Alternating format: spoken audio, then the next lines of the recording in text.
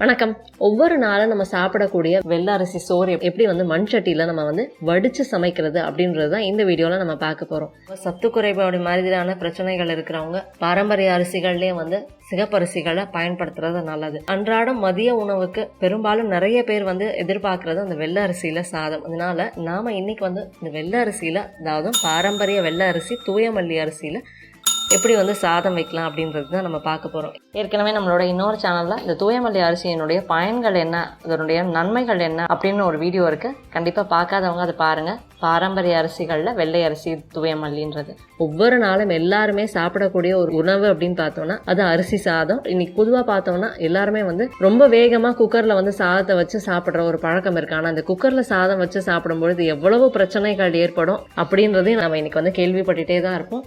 அதே மாதிரி சாதம் வடிச்சு சாப்பிடும்பொழுது அதுல எவ்வளவு நன்மைகள் இருக்கு அப்படின்றதும் நமக்கு தெரியும். முழுக்க முழுக்க எந்த விதமான ரசாயனங்களும் பூச்சிக்கொல்லிகளும் இல்லாம இயற்கையான முறையில விளையக்கூடிய அரிசி இது. இப்போ ஒரு 20 வருஷமா தான் பார்த்தோம்னா இந்த குக்கர்ல சாதம் வச்சு சாப்பிடுற ஒரு பழக்கம் வந்துச்சு. இந்த 20 வருஷத்துல தான் பார்த்தோம்னா நீரிழிவு, உடல் பருமன், நிறைய பிரச்சனைகளுமே அதிகமாச்சு. இதே ஒரு 20 வருஷத்துக்கு முன்னாடி பார்த்தோம்னா எல்லார் வீடுகள்லயுமே சாதம் வடிச்சுதான் சாப்பிடுவாங்க. எப்ப நம்ம சாதத்தை வடிச்சு சாப்பிடுறோமோ அப்ப சாதத்துல இருக்கக்கூடிய அந்த சத்துக்கள் முழுமையா நமக்கு கிடைக்கும். வெள்ளை அரிசி சாதத்துல நிறைய மாவு சத்துக்கள் இருக்கு அப்படின்னு நம்ம கோதுமை மாதிரியான உணவுகளையும் ஓட்ஸ் மாதிரியான உணவுகளையும் நாடி போறோம். ஆனா இந்த அரிசி சாதத்தை சரியான முறையில சரியான பக்குவத்துல நம்ம தயாரிக்கும் பொழுது தமிழக மாதிரியான இடங்கள்ல இருக்கக்கூடிய நமக்கு தேவையான பலவிதமான சத்துக்கள் இதுலதான் இருக்கு. இந்த மாதிரி நம்ம வடிச்சு சாதம் சாப்பிடும் பொழுது நீரிழிவு மாதிரியான பிரச்சனைகள்ல இருந்து நம்மளை பாதுகாக்க முடியும். உடல் பருமன் மாதிரியான பிரச்சனைகள்ல இருந்து பாதுகாக்க முடியும். அது மட்டும் இல்லாம இந்த மாவு சத்துக்கள் அதிகமா இருக்கக்கூடிய உணவு அப்படின்னு சொல்லுவானா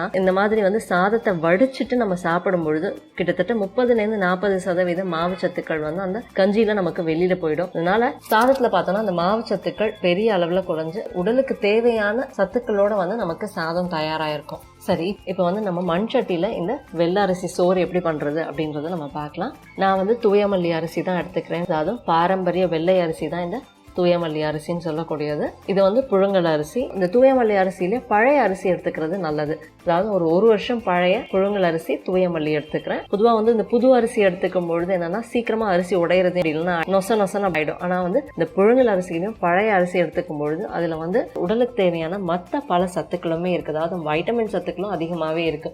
தூயமல்லி அரிசியை நல்ல தண்ணி விட்டு நல்லா கழுவிட்டு நல்ல தண்ணி விட்டு நம்ம ஒரு 20 நிமிஷம் ஊற வச்சு எடுத்துக்கலாம்.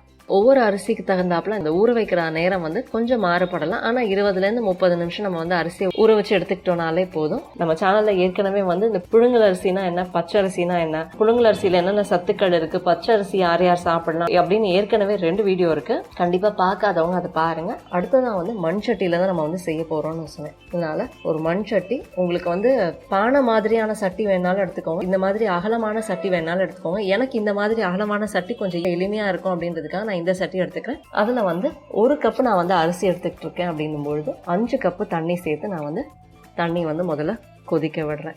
உங்களுக்கு பானை மாதிரி இருக்கக்கூடிய, அதாவது வாய் சின்னதா இருக்கக்கூடிய சட்டி வேணும்னு எடுத்துக்கலாம். இப்போ இந்த தண்ணி நல்லா கொதிச்சதுக்கு அப்புறமா நான் அரிசி இதோட சேர்க்கிறேன். அதாவது பச்சரிசியா இருந்ததுன்னா கண்டிப்பா இந்த மாதிரி நல்லா கொதிச்சதுக்கு அப்புறம் தான் அரிசி போடணும். புழுங்கல் அரிசி அப்படின்னும் போது இந்த மாதிரி நல்லா கொதிச்சதுக்கு அப்புறமா அரிசி போடலாம். இல்ல லேசா சூடு வந்ததுக்கு அப்புறமா கூட நம்ம அரிசியை இந்த தண்ணியில சேர்த்துக்கலாம். இந்த அரிசியை நல்லா கொதி தண்ணியில சேர்த்ததுக்கு அப்புறமா சில பேருக்கு சாதத்தோட உப்பு சேர்க்கிற ஒரு பழக்கம் இருக்கும். அந்த மாதிரி இருந்ததுன்னா நீங்க வேணா இந்த நேரத்துல உப்பு சேர்த்துக்கோங்க. நான் உப்பு சேர்க்கல. இதோட சாதாரணமா நம்ம மண் சட்டி இல்லைன்னா பாத்திரத்திலே கூட செய்யலாம். ஆனா மண் சட்டியில நம்ம சமைக்கும் பொழுது அந்த அரிசி சோறுல இருக்கக்கூடிய அந்த உயிர் சத்துக்கள் அப்படியே நமக்கு கிடைக்கும். அது மட்டும் இல்லாம வெந்த அந்த சோறுடைய மனமும் சுவையும் ரொம்பவே நல்லா இருக்கும். குழந்தையின்மை மாதிரியான பிரச்சனைகள் இருக்கிறவங்க பொதுவா மண் சட்டியில சாதம் வடிச்சு சாப்பிட்றது ரொம்பவே நல்லது. மலட்டுத்தன்மைக்கும் குழந்தையின்மைக்கும் இது ஒரு சிறந்த மருந்து அப்படின்னு கூட சொல்லலாம். அதனால மண் சட்டியில சாதம் வைக்கிறது ரொம்பவே நல்லது. இப்ப நல்லா கொதி வருது. இது எப்போ பொங்கி வருதோ அப்போ லேசா அடுப்பை குறைச்சி வச்சுக்கலாம். அதாவது ரொம்ப நம்ம சிம்லையும் வைக்க வேண்டாம்.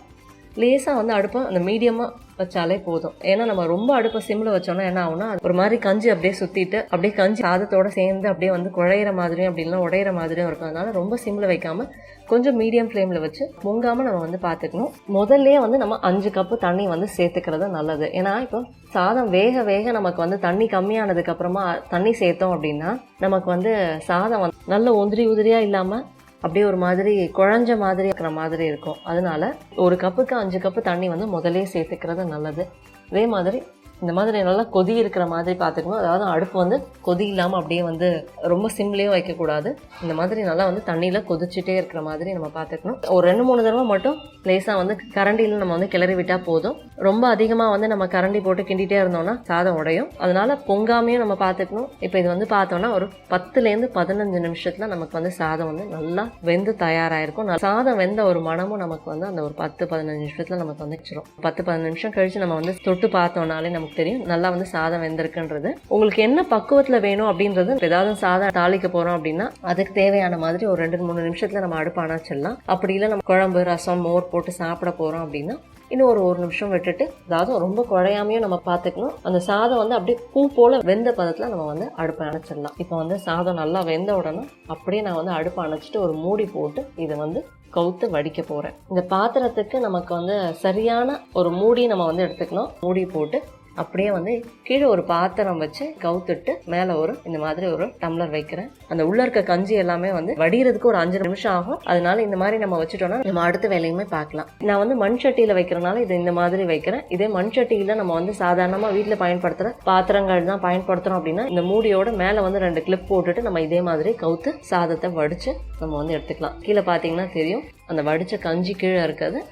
இப்போ வடிஞ்சதுக்கு அப்புறமா இந்த சாதத்தை எடுத்து பார்த்தோன்னா தெரியும் நல்ல ஒரு உதிரியான தூயமல்லி அரிசி சோறு தயாராக இருக்குது.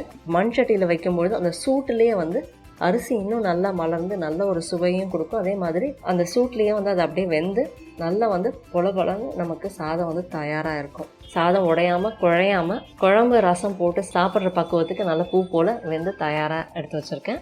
ரொம்ப எளிமையாக நம்ம வந்து மண் சட்டியில் இந்த மாதிரி சாதம் வடிக்கும் பொழுது உடல் ஆரோக்கியம் கண்டிப்பாக வந்து மேம்படும். நீரிழிவு, உடல் பருமன், குழந்தையின்மை, சத்து குறைபாடு, ரத்த அழுத்தம்னு பலவிதமான பிரச்சனைகள்லேருந்து வெளிவரதுக்கு ஒரு சிறந்த உணவாகவும் இது இருக்கும்.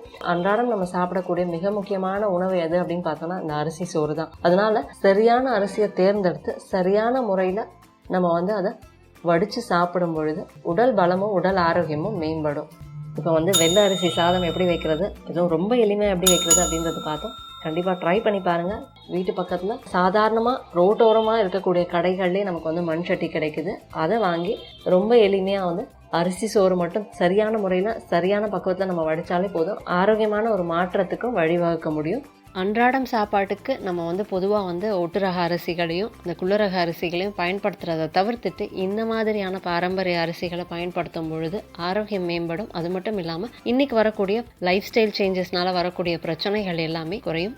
கண்டிப்பாக இந்த மாதிரியான ஒரு சிறந்த பாரம்பரிய அரிசி அன்றாடம் உணவுக்கு பயன்படுத்தும் பொழுது நல்ல ஒரு மாற்றத்தை பார்க்க முடியும். கண்டிப்பாக ட்ரை பண்ணி பாருங்கள். இந்த வீடியோ பயனுள்ளதாக இருந்ததுன்னா லைக் பண்ணுங்கள், மற்றவங்க ஷேர் பண்ணுங்கள். நம்ம சேனலுக்கு என்ன சப்ஸ்கிரைப் பண்ணிக்கோங்க. பக்கத்தில் இருக்கக்கூடிய நோட்டிஃபிகேஷன் பெல் பட்டனையும் கிளிக் பண்ணிக்கோங்க. என் ஆரோக்கியம், என் குடும்பத்தின் ஆரோக்கியம், என் சமூகத்தின் ஆரோக்கியத்திற்கான பயணம் இது. கைகோர்ப்போம், ஆரோக்கியத்திற்கு விதையாவோம். நன்றி.